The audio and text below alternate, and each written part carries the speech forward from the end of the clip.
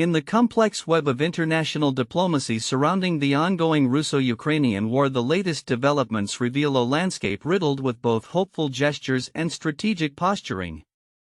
As tensions continue to simmer, recent announcements from Moscow and Kiev indicate that both sides are navigating a precarious balance between negotiation and military escalation. Russia has proposed June 2 as the date for the next round of peace talks with Ukraine to be held in Istanbul, as confirmed by Foreign Minister Sergey Lavrov. This announcement follows a previous round of negotiations on May 16, during which both parties agreed to draft memoranda detailing their positions. Lavrov asserted that the Russian delegation led by presidential aide Vladimir Medinsky is prepared to present their memorandum, which purportedly outlines all aspects of reliably overcoming the root causes of the crisis, a phrase that has been criticized as a cover for Russia's maximalist demands. These include stipulations for Ukraine to withdraw from regions Russia claims to have annexed, along with security guarantees against NATO expansion. In response to the proposed talks, Ukraine's Defense Minister Rustem Umerov expressed a cautious optimism, stating that Kiev is not opposed to further meetings but emphasized the importance of receiving Moscow's memorandum beforehand to ensure meaningful dialogue. Umerov highlighted Ukraine's readiness for an unconditional ceasefire and reiterated the need for substantial progress in the negotiations. However, the context of these developments is fraught with skepticism. Observers, including the Institute for the Study of War, suggest that Russia is likely using the lack of concrete deadlines in the peace process to prolong negotiations while seeking to extract further concessions. The Kremlin's strategy appears to be intertwined with ongoing military operations as Russian forces continue to advance in eastern Ukraine, capitalizing on the absence of a defined timeline for peace talks. Meanwhile, U.S. President Donald Trump has weighed in on the situation, suggesting that the next 2 weeks will reveal whether Putin is genuinely interested in ending the conflict or merely stalling for time. Trump has indicated that if Moscow's intentions are found wanting, the U.S. would respond accordingly. His comments underscore the tense dynamics at play as the U.S. continues to engage with both Ukraine and Russia in an effort to facilitate a resolution to the war. In a significant display of support, Germany has announced a military aid package worth approximately €5 billion, $5.65 billion for Ukraine, including assistance for the production of long-range weapons systems. This move marks a notable shift in Germany's defense posture, reflecting a growing recognition of the need to bolster Ukraine's military capabilities amidst escalating threats from Russia. German Chancellor Friedrich Merz emphasized the importance of this support, which aims to enhance Ukraine's defense industry and ensure a swift response to Russian aggression. On the ground, Ukrainian forces recently launched a series of drone strikes targeting key Russian military production facilities, including the Raduga enterprise known for manufacturing cruise missiles. This strategic offensive illustrates Ukraine's commitment to disrupting the Kremlin's military capabilities even as diplomatic efforts unfold. As the international community watches closely, the interplay of military actions and diplomatic overtures will be critical in shaping the future trajectory of the conflict. With both sides preparing for a potential escalation, the upcoming talks in Istanbul may serve as a pivotal moment in determining whether a viable pathway to peace can be forged or if the war will continue to escalate further.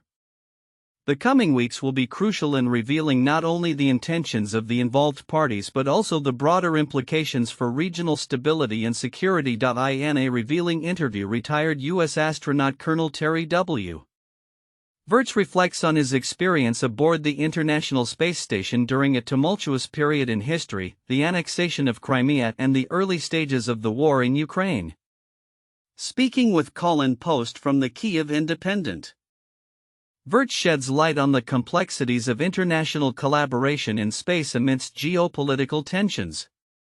As the world grapples with the ongoing conflict between Russia and Ukraine, his insights underscore the importance of keeping science and exploration separate from political strife. Virts, who served aboard the ISS from 2014 to 2015, shares poignant memories of working alongside Russian colleagues during a time when their nation was embroiled in aggressive military actions against Ukraine. It was remarkable to see how quickly some of my Russian crewmates fell under the influence of state propaganda, he noted. Wirtz expressed his concern that such narratives can distort perceptions and relationships even in a cooperative arena like space exploration. We should strive to keep space missions above politics. They are a testament to what humanity can achieve together, he emphasized. The astronauts' reflections come at a time when the war in Ukraine continues to escalate, with significant implications for international relations and military strategies.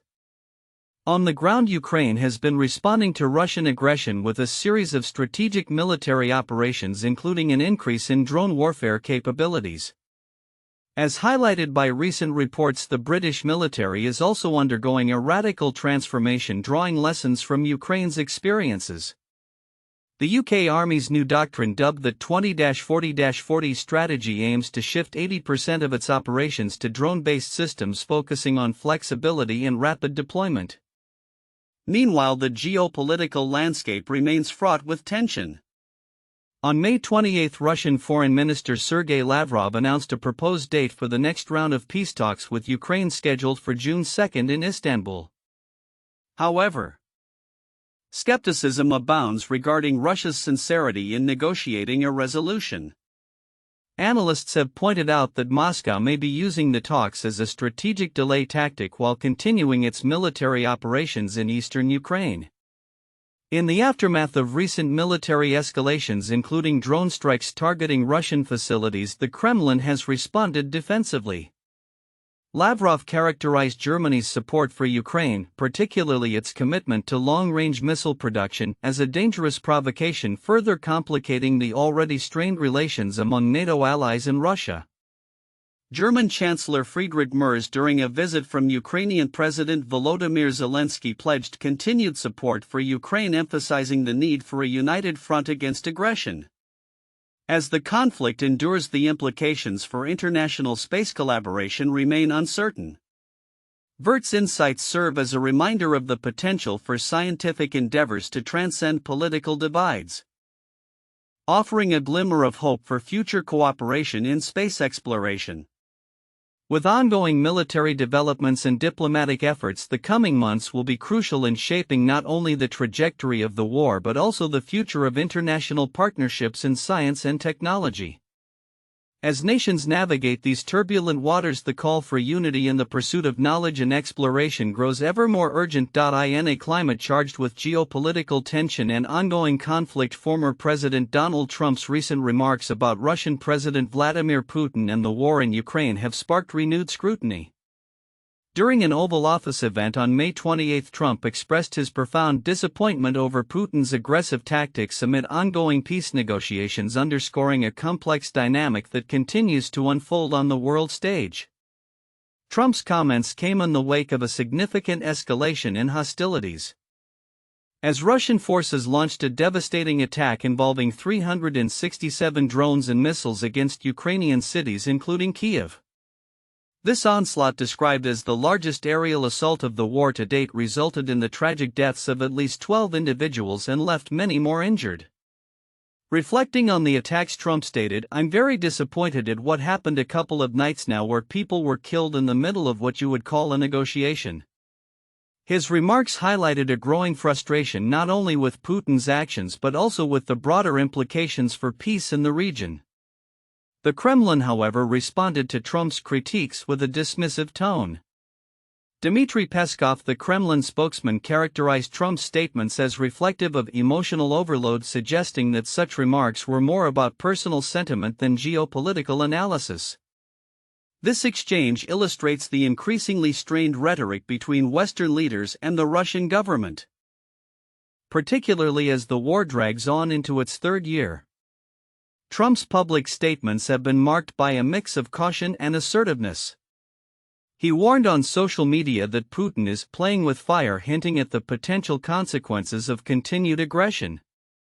When pressed about what those consequences might entail, Trump cryptically noted, "I'm not going to tell you exactly, but the words speak pretty loud."